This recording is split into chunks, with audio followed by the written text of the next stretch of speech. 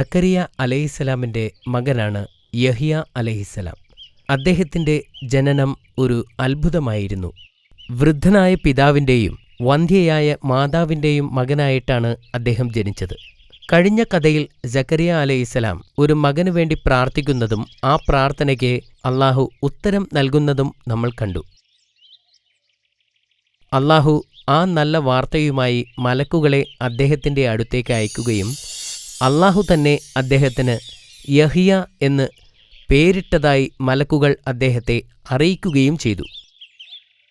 പ്രവാചകൻ ഒരു അടയാളം ആവശ്യപ്പെട്ടപ്പോൾ അടുത്ത 3 ദിവസത്തേക്ക് അദ്ദേഹത്തിന് സംസാരിക്കാൻ കഴിയുകയില്ല എന്ന് ദൂതന്മാർ പറഞ്ഞു. മലക്കുകൾ പറഞ്ഞതുപോലെ അടുത്ത 3 ദിവസത്തേക്ക് അദ്ദേഹത്തിന് സംസാരിക്കാൻ കഴിഞ്ഞില്ല. കുറച്ചു മാസങ്ങൾക്ക് ശേഷം നബിക്ക് ഒരു ആൺകുട്ടിയെ നൽകി അനുഗ്രഹിച്ചു. അവന് യഹ്യ എന്ന് പേര് നൽകി. കുട്ടിയായിരിക്കുമ്പോൾ മറ്റു കുട്ടികളിൽ നിന്നും വ്യത്യസ്തനായിരുന്നു യഹ്യ. എപ്പോഴും കുട്ടികൾ തമാശയുടെ ലോകത്തായിരിക്കും. എന്നാൽ യഹ്യ എപ്പോഴും ഗൗരവമുള്ള കാര്യങ്ങളായിരുന്നു ചെയ്തിരുന്നത്. മിക്ക കുട്ടികളും മൃഗങ്ങളെ ഉപദ്രവിക്കുന്നതിൽ സന്തോഷിച്ചിരുന്നു. പക്ഷേ പ്രവാചകൻ അവരോട് കരുണ കാട്ടുകയും തൻ്റെ ആഹാരത്തിൽ നിന്ന് അവർക്ക് ഭക്ഷണം നൽകുകയും അദ്ദേഹം പഴവർഗ്ഗങ്ങളോ ഇലകളോ മാത്രം കഴിക്കുകയും ചെയ്യുമായിരുന്നു. കുട്ടിക്കാലം മുതൽ യഹ്യ നബി പുസ്തകങ്ങൾ വായിക്കാൻ ഇഷ്ടപ്പെട്ടിരുന്നു. വളർന്നപ്പോൾ അള്ളാഹു അദ്ദേഹത്തെ ശ്രേഷ്ഠനായി ഉയർത്തുകയും ചെയ്തു. അള്ളാഹു പറഞ്ഞു, തോറ ഗ്രന്ഥത്തെ നീ മുറുകെ പിടിക്കുക. അള്ളാഹു കുട്ടിക്കാലത്തു തന്നെ അദ്ദേഹത്തിന് അറിവ് നൽകി അനുഗ്രഹിച്ചിരുന്നു. അദ്ദേഹം വളരെ പെട്ടെന്ന് തന്നെ ജ്ഞാനവും അറിവുള്ളവനുമായി തീർന്നു. ജനങ്ങളുടെ പ്രശ്നങ്ങളിലെ ന്യായവിധികൾ കൈകാര്യം ചെയ്യാനുള്ള കഴിവ് അദ്ദേഹത്തിന് നൽകി അള്ളാഹു അനുഗ്രഹിച്ചു. അദ്ദേഹം മതത്തിൻ്റെ രഹസ്യങ്ങളെ വ്യാഖ്യാനിക്കുകയും ജനങ്ങളെ നേരായ പാതയിലേക്ക് നയിക്കുകയും ദുഷ്ടശക്തികളിൽ നിന്ന് അവരെ താക്കീത് ചെയ്യുകയും ചെയ്തു. മുതിർന്നപ്പോൾ മനുഷ്യരോടും മൃഗങ്ങളോടുമുള്ള അദ്ദേഹത്തിൻ്റെ അനുകമ്പ കൂടുതൽ വർദ്ധിച്ചു. പാപങ്ങളിൽ പശ്ചാത്തപിക്കാൻ അദ്ദേഹം ജനങ്ങളോട് പറഞ്ഞു. കുറച്ച് ദിവസമായി കാണാതായ തങ്ങളുടെ മകനെ അന്വേഷിച്ചുകൊണ്ടിരിക്കുകയായിരുന്നു സക്കരിയ നബി അലൈഹിസ്സലാമും അദ്ദേഹത്തിൻ്റെ ഭാര്യയും. അവർ പലയിടത്തും അന്വേഷിച്ചുകൊണ്ടിരുന്നു. ഒടുവിൽ ജോർദാൻ നദിയുടെ തീരത്ത് വച്ച് പ്രവാചകനെ കണ്ടെത്തുകയുണ്ടായി. അവർ അദ്ദേഹത്തെ കണ്ടെത്തിയപ്പോൾ പ്രവാചകന് അള്ളാഹുവിനോടുള്ള ഭക്തി കണ്ട് അവർ അമ്പരന്നു. അള്ളാഹുവിനോടുള്ള അവരുടെ മകൻ്റെ അമിതമായ ഭക്തി കണ്ട് അവർ വിതുമ്പിക്കരഞ്ഞു.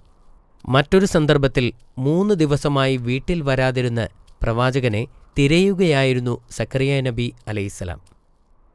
സക്കരിയ നബി അലൈഹിസ്സലാം അദ്ദേഹത്തെ കണ്ടെത്തുമ്പോൾ പ്രവാചകൻ ഒരു കല്ലറയിലിരുന്ന് തേങ്ങുകയായിരുന്നു. അനന്തരം ഒരു കുഴിമാടത്തിൽ കയറിയിരുന്ന് തേങ്ങുന്ന മകനെ കണ്ട് സക്കരിയ നബി അലൈഹിസ്സലാം ആശ്ചര്യപ്പെട്ടു. എൻ്റെ മകനെ, പ്രവാചകൻ ചോദിച്ചു, ഞാൻ എല്ലായിടത്തും നിന്നെ അന്വേഷിച്ചു.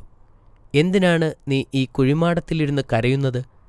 എൻ്റെ പിതാവേ, പ്രവാചകൻ പറഞ്ഞു, സ്വർഗവും നരകവും തമ്മിൽ ബന്ധിപ്പിക്കുന്ന പാലം കടക്കാൻ കണ്ണുനീർ കൊണ്ട് മാത്രമേ കഴിയൂ എന്ന് താങ്കൾ എന്നോട് പറഞ്ഞിട്ടില്ലേ? തൻ്റെ പുത്രൻ്റെ ജ്ഞാനം കണ്ടപ്പോൾ ആ വൃദ്ധനായ പ്രവാചകൻ അത്ഭുതപ്പെട്ടു. എൻ്റെ മകനെ എന്ന് പറഞ്ഞ് അവർ പരസ്പരം കരയുകയും ചെയ്തു. യഹ്യ അലൈഹിസ്സലാം കൂടുതൽ സമയം കരയുന്നതുകൊണ്ട് അദ്ദേഹത്തിൻ്റെ കവിളിൽ കണ്ണുനീരിൻ്റെ അടയാളമുണ്ടായിരുന്നു. യഹ്യ അലൈഹിസ്സലാമിന് കൂടുതൽ അനുയോജ്യമായിരുന്നത് തുറസായ സ്ഥലങ്ങളായിരുന്നു. ഭക്ഷണത്തെക്കുറിച്ച് അദ്ദേഹം ചിന്തിക്കാറില്ല. വിശക്കുമ്പോൾ പുല്ലും ഇലകളും ഭക്ഷിക്കും. അദ്ദേഹത്തിന് ഉറക്കം വന്നാൽ മലമുകളിലോ മാളങ്ങളിലോ എവിടെ വേണമെങ്കിലും ഉറങ്ങും.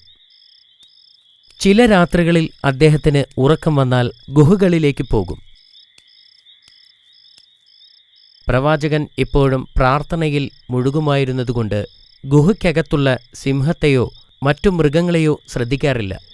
അതിനകത്തുള്ള ജീവികൾക്ക് ചെവി കൊടുക്കാതെ അദ്ദേഹം ഗുഹയ്ക്കുള്ളിൽ പ്രാർത്ഥിക്കുകയോ ഉറങ്ങുകയോ ചെയ്യുമായിരുന്നു. എന്നാൽ മൃഗങ്ങൾ അദ്ദേഹത്തെ പെട്ടെന്ന് തിരിച്ചറിയുകയും അവർ ഗുഹയ്ക്കുള്ളിൽ നിന്ന് ഇറങ്ങിപ്പോവുകയും ചെയ്യും. ചിലപ്പോൾ പ്രവാചകൻ തന്റെ സ്വന്തം ആഹാരമെടുത്ത് ഈ മൃഗങ്ങളെ തീറ്റുമായിരുന്നു. അതിൽ അദ്ദേഹം തന്റെ ആത്മാവിനു വേണ്ടിയുള്ള പ്രാർത്ഥനയോടെ തന്നെ സംതൃപ്തിയുണ്ടായിരുന്നു. പിന്നീട് അദ്ദേഹം രാത്രിയുടെ ബാക്കി ഭാഗം കരഞ്ഞുകൊണ്ട് അള്ളാഹുവിനെ സ്തുതിക്കാൻ വിനിയോഗിച്ചു. അള്ളാഹുവിനെ ആരാധിക്കുവാൻ വേണ്ടി യഹിയ നബി അലൈഹിസ്സലാം ആളുകളെ വിളിച്ചു വരുത്തി. സ്നേഹവും സമർപ്പണവുമെല്ലാം കൊണ്ട് അദ്ദേഹം അവരെ കരയിപ്പിച്ചു. സത്യസന്ധമായ വാക്കുകളിലൂടെ അദ്ദേഹം അവരുടെ ഹൃദയം കീഴടക്കി.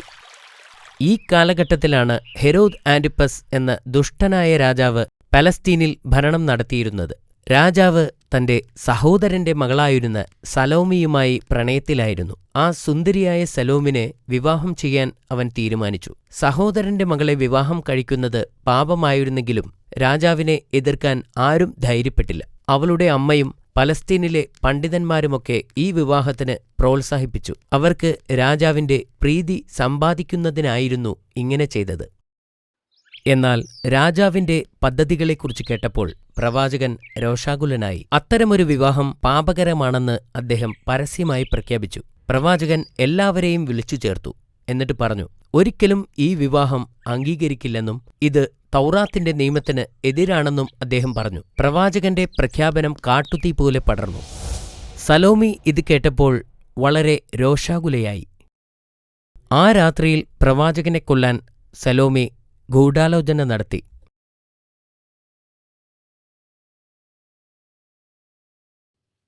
അടുത്ത ദിവസം അവൾ ആകർഷകമായ വസ്ത്രം ധരിച്ച് രാജകീയ നൃത്തം ചെയ്തു. ഇത് രാജാവിന്റെ മോഹത്തെ ഉണർത്തി. അവൾ ആഗ്രഹിച്ചതെന്തും ചെയ്യാൻ അയാൾ തയ്യാറായി.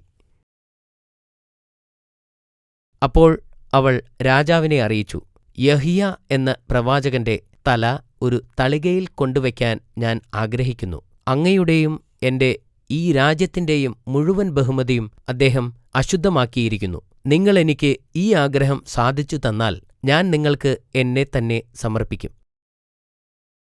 രാജാവ് അവളുടെ സൗന്ദര്യത്തിൽ മയങ്ങി പ്രവാചകനെ വധശിക്ഷയ്ക്ക് വിധിച്ചു. എന്നിട്ട് അദ്ദേഹത്തിന്റെ ശിരസ് തളികയിൽ വച്ച് സലോമിക്ക് നൽകി. ആ ദുഷ്ടസ്ത്രീ അത് കണ്ടപ്പോൾ വളരെയധികം സന്തോഷിച്ചു.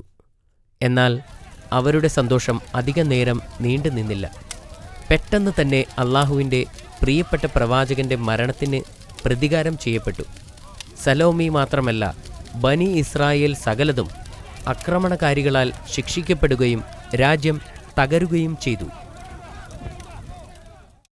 മാഷാ അല്ലാ, നല്ല കഥയായിരുന്നു ഇത്. കഥ ഇഷ്ടപ്പെട്ടതിൽ ഞാൻ സന്തോഷിക്കുന്നു. ഇന്നെന്നോട് ചോദ്യങ്ങളൊന്നും ചോദിക്കുന്നില്ലേ? ചോദിക്കാം. നീ റെഡിയാണോ? അതെ. ശരി. പ്രവാചകൻ യഹിയ അലൈഹിസ്സലാമിന്റെ പിതാവ് ആരാണെന്ന് പറയൂ. സക്രിയ അലൈഹിസ്സലാം. ഉത്തരം ഇത്ര പെട്ടെന്നോ? ശരി. അവർ ഏത് ഗോത്രത്തിൽപ്പെട്ടവരായിരുന്നു? പ്രവാചകൻ ദാവൂദ് അലൈഹിസ്സലാമിന്റെ ഗോത്രത്തിൽപ്പെട്ടതായിരുന്നു. Very good. പ്രവാചകന്റെ കവിളിൽ അടയാളം വന്നതെങ്ങനെയാണ്? എപ്പോഴും കരഞ്ഞ് പ്രാർത്ഥിക്കുന്നത് കൊണ്ടാണ് അദ്ദേഹത്തിന്റെ കവിളിൽ അടയാളം വന്നത്. ഗുഡ്. എങ്കിൽ പറയൂ, ഹെരോദും സലോമിയുമായുള്ള വിവാഹത്തെ പ്രവാചകൻ എതിർക്കുന്നത് എന്തുകൊണ്ട്? സലോം രാജാവിന്റെ സഹോദരന്റെ മകളാണ്. അതുകൊണ്ടാണ് പ്രവാചകൻ ആ വിവാഹം എതിർത്തിരുന്നത്. മാഷാ അല്ലാ, എന്റെ മോൻ മിടുക്കനാണല്ലോ. നാളെ ബാബ ഏത് കഥയാണ് പറയാൻ പോകുന്നത്? ഇൻഷാ അല്ലാ. അമീർ, നാളെ മറ്റൊരു പ്രവാചകന്റെ കഥ നിനക്ക് ഞാൻ പറഞ്ഞു തരാം. Thank you so much Baba. Good night.